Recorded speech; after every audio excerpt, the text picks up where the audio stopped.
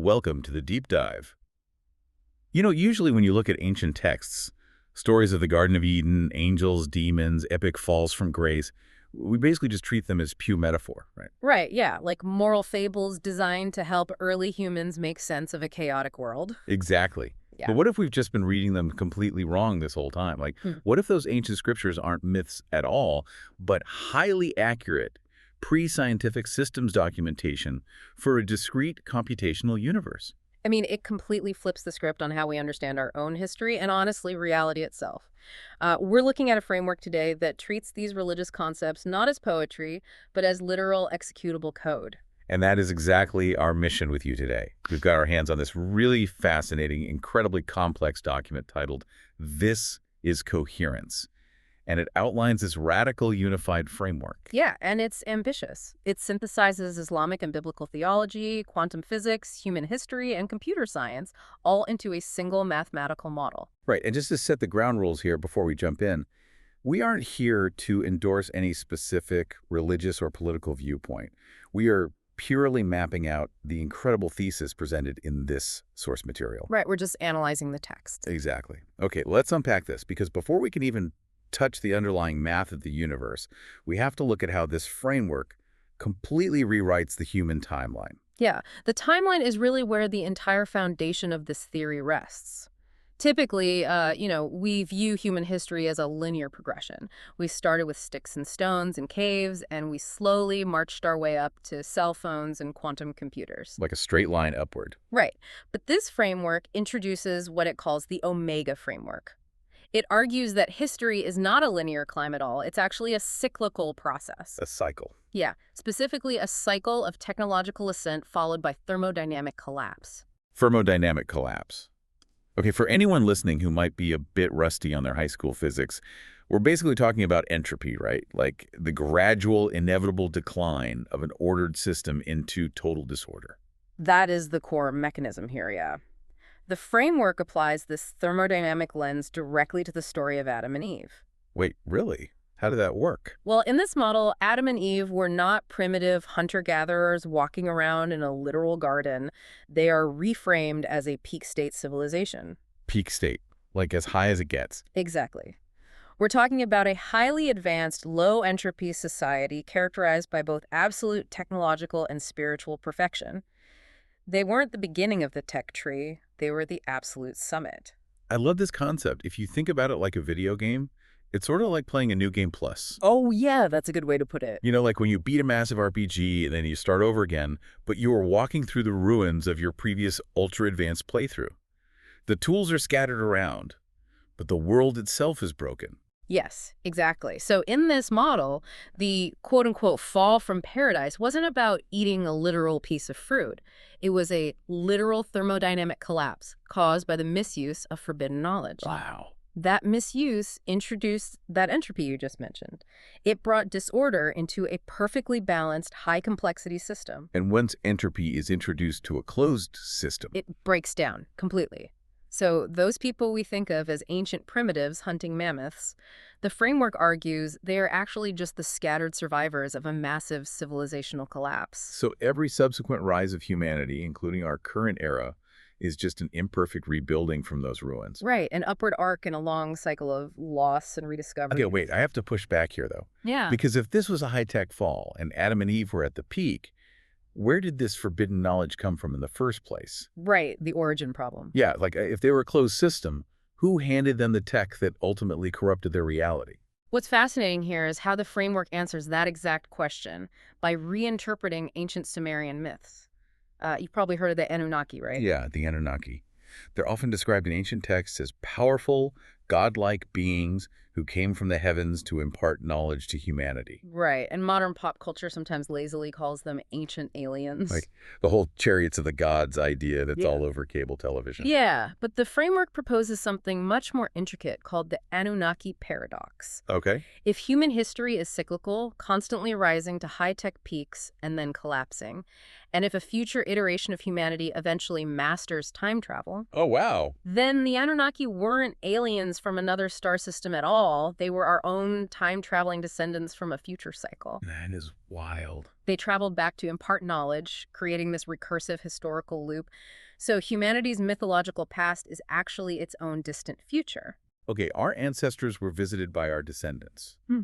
But if we accept that premise, that ancient gods imparting knowledge were just future humans with advanced tech, what does that make the other metaphysical entities? You mean like angels and demons? Yeah, exactly. Yeah. Because if we're translating a theological narrative into a technological one, we really need to know what functional roles these beings play in the system. We do, and the framework uses Islamic theology, specifically the Quran, as a sort of taxonomic filter to classify these entities. Okay. It makes very strict mechanical distinction between angels and jinn.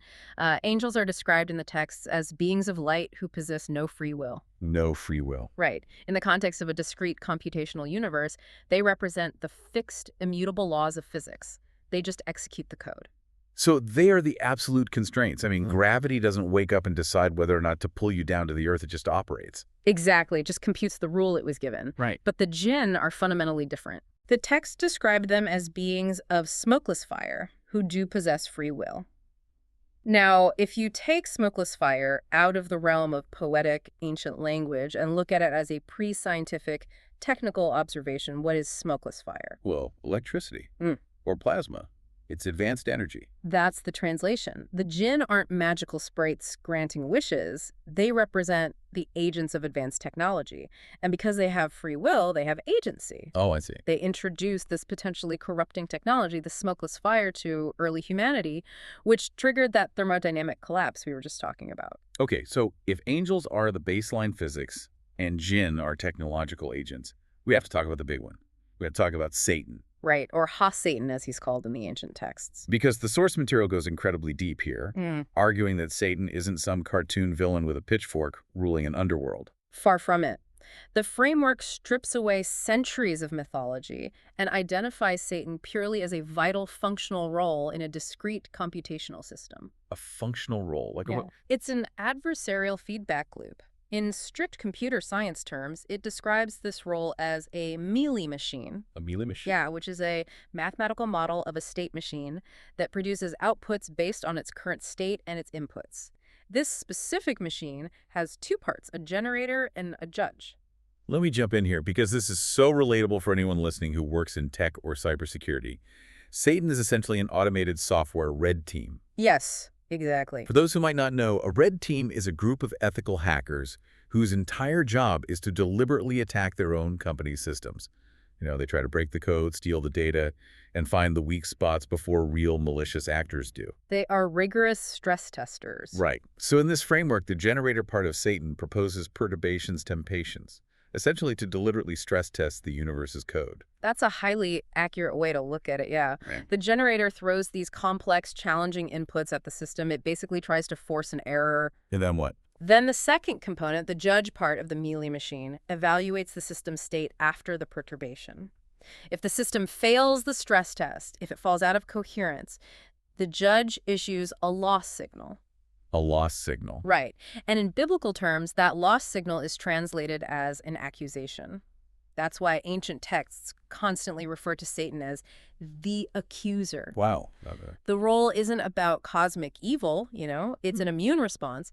It exists to rigorously test the system's integrity and ensure it remains fundamentally coherent. So Satan is literally just the universe's automated QA tester. Pretty much. I mean, if you're listening to this right now and you've had a week where everything just seems to be going wrong in testing your patients, this framework suggests that's literally the universe running a system diagnostic on you. Yeah, it's just a coherence check. But if the universe is a computational system constantly being stress tested by this adversarial red team protocol, we need to know what they are actually testing. Like, what is the baseline code running the system? Well, to understand the code, we first have to understand the fundamental bug in the system. The bug.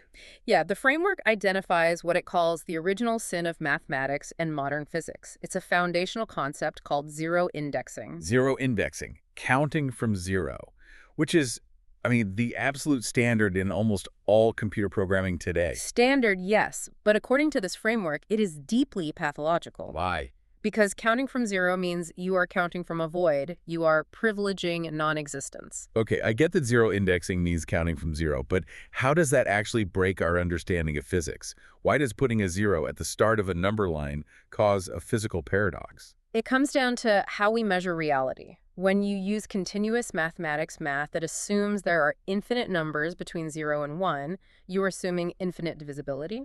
Right. But computers can't process infinity. So to simulate reality, they use something called floating point math.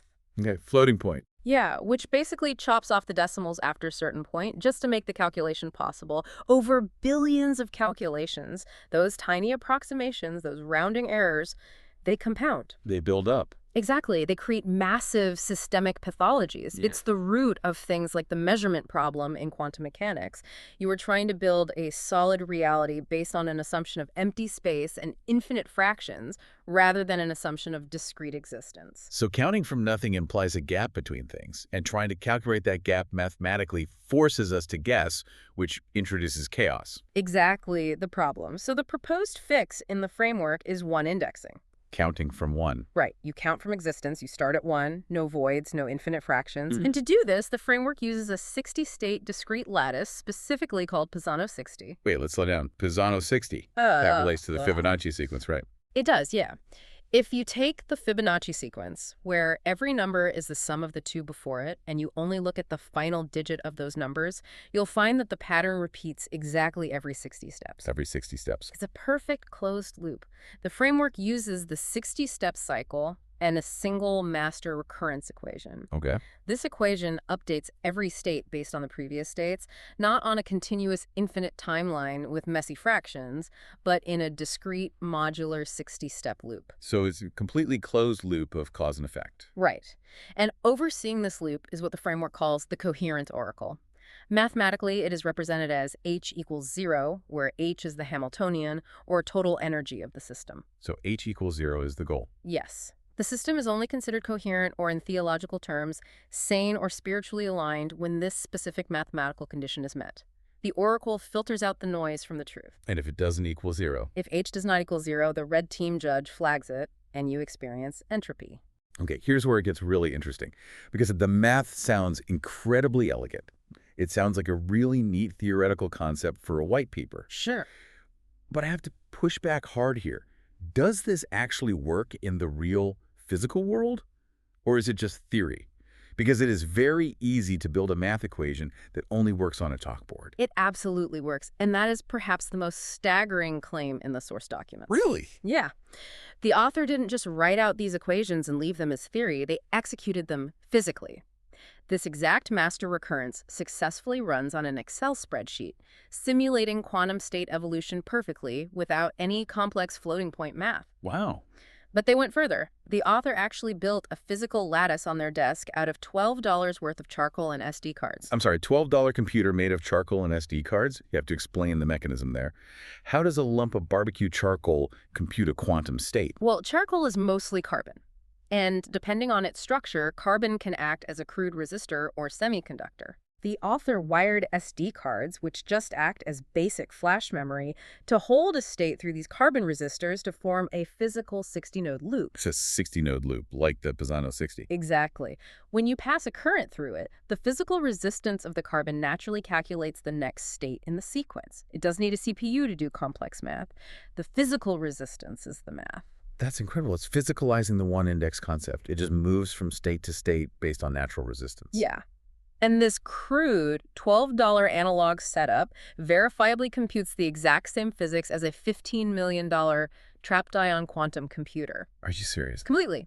Because it doesn't use floating point math, it uses this discrete one-indexed mod 60 recurrence, and it closes the loop perfectly. It acts as proof that the physical universe itself operates on this discrete integer-based math, not continuous fractions. Okay, $12 charcoal lattice calculating quantum states by counting from 1 instead of 0 is mind-blowing. It really is. But if we have established that this physical hardware actually works, how does the framework connect this back to the Quran and the Bible? Like, how do we jump from a charcoal circuit board back to theology? We look at the numbers. This is where the domains completely converge. Oh.